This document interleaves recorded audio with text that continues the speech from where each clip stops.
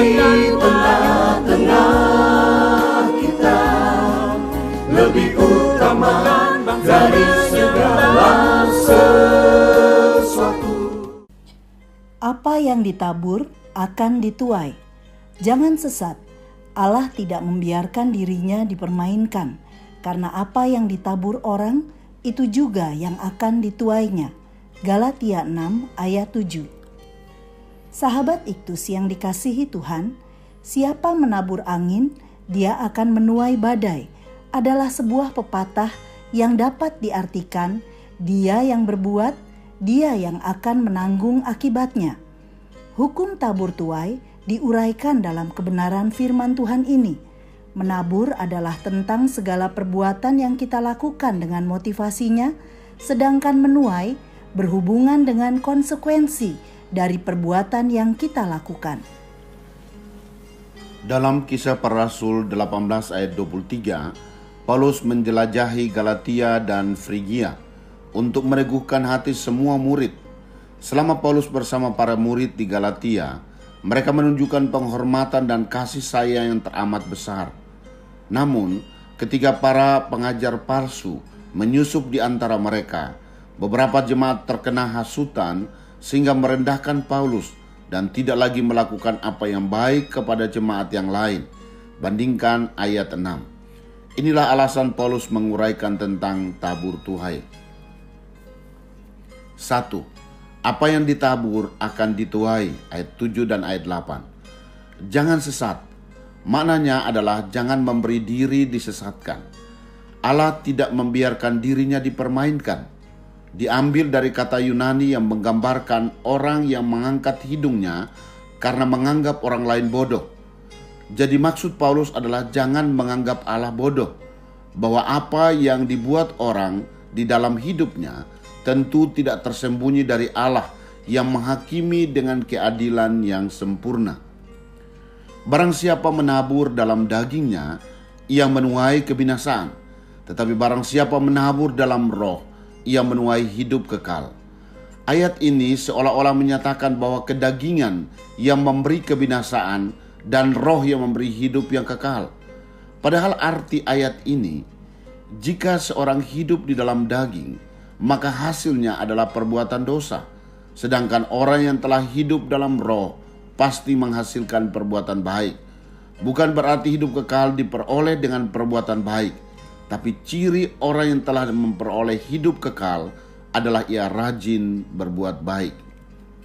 2. Menabur apa yang baik. Ayat 9. Janganlah kita jemu berbuat baik, merupakan kesimpulan praktis untuk bagian ini. Orang percaya diselamatkan hanya oleh anugerah dan ia telah dibaharui oleh Roh Kudus. Maka seharusnya ia aktif dalam berbuat baik. Sesungguhnya ini adalah sebuah perintah agar jangan pernah lelah, jangan menyerah, atau jangan sampai jenuh berbuat baik sebagai orang yang telah diselamatkan. Karena apabila sudah datang waktunya, kita akan menuai.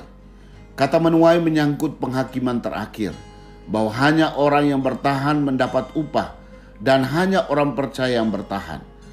Jika kita tidak menjadi lemah, berarti melepaskan ikat pinggang untuk berhenti bekerja.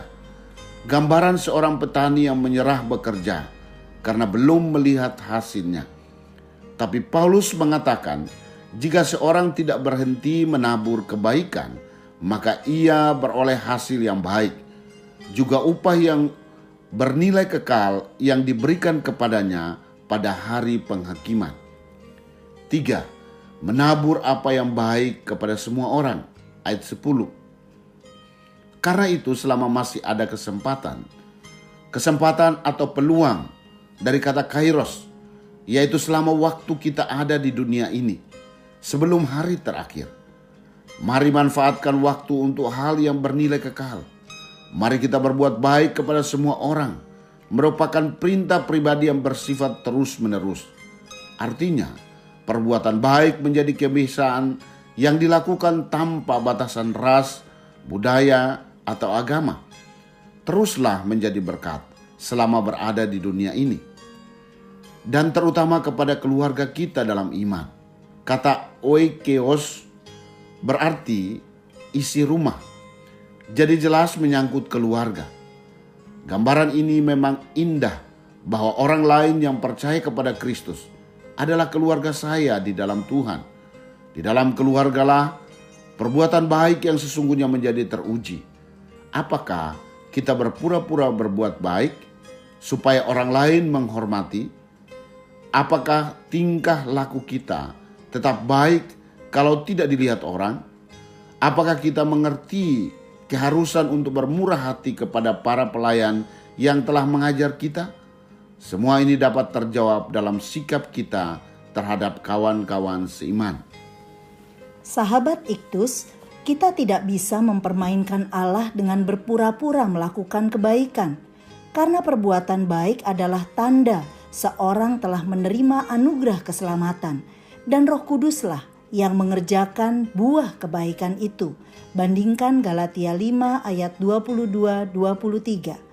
Kebaikan tidak dapat direkayasa atau dipalsukan. Orang percaya tidak akan menjadi lelah atau berhenti berbuat baik kepada semua orang tanpa batasan apapun. Bagaimana mungkin saya yang telah diperbaharui oleh Roh Kudus menghasilkan perbuatan-perbuatan dosa? Saya tidak mau menjadi jenuh dalam melakukan perbuatan baik kepada orang lain, terutama kepada saudara seiman sebagai keluarga saya. Kasih yang sesungguhnya dan bukan berpura-pura. Saya tidak mau cepat terhasut untuk bersikap tidak baik terhadap hamba-hamba Tuhan yang telah mengajarkan firman Tuhan kepada saya, karena mereka adalah keluarga saya. Sahabat Iktus yang dikasihi Tuhan, sebagai orang yang telah diselamatkan, apakah saya telah menaburkan perbuatan baik? Apa yang akan saya tuai jika saya setia menaburkan apa yang baik? Kepada siapa seharusnya saya menaburkan perbuatan baik? Tuhan Yesus, saya telah mengalami pembaharuan hidup di dalam Engkau. Sebagai ungkapan syukur saya tidak akan berhenti untuk menaburkan perbuatan baik kepada setiap orang yang ada di sekeliling saya, terutama kepada kawan-kawan seiman dan para hamba Tuhan. Saya percaya, di mana saya menaburkan kebaikan, maka di sana pun saya akan menuai apa yang baik. Terima kasih, karena Engkau telah menyediakan upah yang besar untuk saya. Amin. Jangan pernah mengharapkan tuaian yang baik jika kita tidak pernah menaburkan apa yang baik. Kristuslah yang harus ku beritakan hingga datangmu Kristus.